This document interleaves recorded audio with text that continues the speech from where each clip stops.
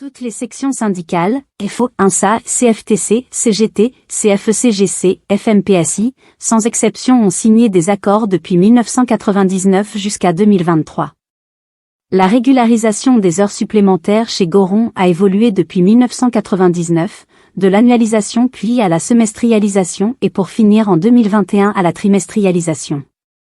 Toutes les sections syndicales sans exception ont signé des accords dans ce sens avec l'employeur à un moment donné mais pas la même année. Celles qui prétendent aujourd'hui n'ont jamais rien signé de tels accords, ce ne sont que des fabulateurs, qui n'hésitent pas à dénigrer les autres sections syndicales. La CFDT, ayant toujours refusé de cautionner ces accords, a travaillé pendant toutes ces années aux côtés des salariés. Un petit rappel de ces accords. 1. Accord relatif à la durée et à l'aménagement du temps de travail signé par FO, CFTC, CFECGC le 10 décembre 1999. S'agissant d'une modulation annuelle des heures du 1er janvier au 31 décembre avec un seuil de déclenchement des heures supplémentaires fixé à 1782 heures au lieu du maximum légal de 1607 heures. Conséquence, si le salarié ne prend pas tous ses congés, le seuil de déclenchement des heures sera décalé d'autant de congés non pris, le salarié travaillera plus d'heures, plus que 1607 heures, sans être payé.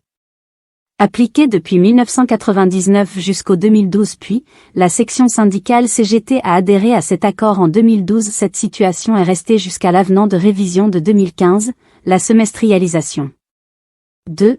Avenant de révision à l'accord relatif à la durée et à l'aménagement du temps de travail signé par INSA, CFECGC le 23 janvier 2015.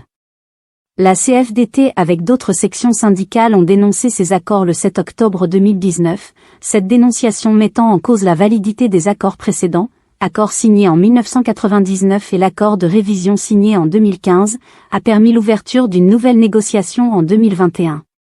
Malheureusement, en juin 2021 un nouvel accord, cette fois-ci trimestriel, a été négocié et approuvé au niveau de l'entreprise par FO, FMPSI et la CFECGC, mais la CFDT a exprimé son opposition et refusé de signer cet accord de 2021.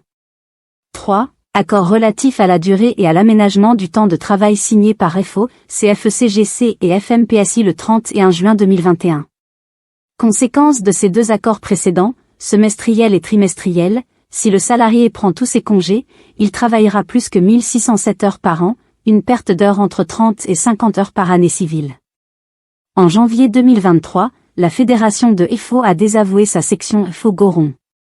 En mars 2022, la direction Goron a sollicité la signature d'une version modifiée de l'accord, prétendant qu'elle était véritablement conforme au Code du travail, l'article L 3121-41, et assurant que son application serait en faveur des salariés. Notre organisation syndicale a adhéré le 20 janvier 2023. Quelques mois après, nous avons constaté que l'entreprise continue à appliquer sa méthode de calcul habituelle en défaveur du salarié.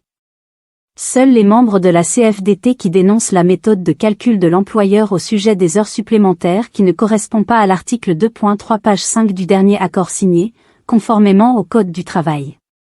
La CFDT élue engagera de nouvelles négociations avec l'employeur en vue de l'application de la mensualisation du temps de travail. En attendant, nous prendrons toutes les mesures nécessaires pour assurer la mise en œuvre correcte du dernier accord selon l'article L 3121-41 et l'article D 3121-25 du Code du travail. La CFDT élue appellera à un dialogue ouvert et constructif afin d'aboutir à des solutions justes et équilibrées pour l'intérêt des salariés.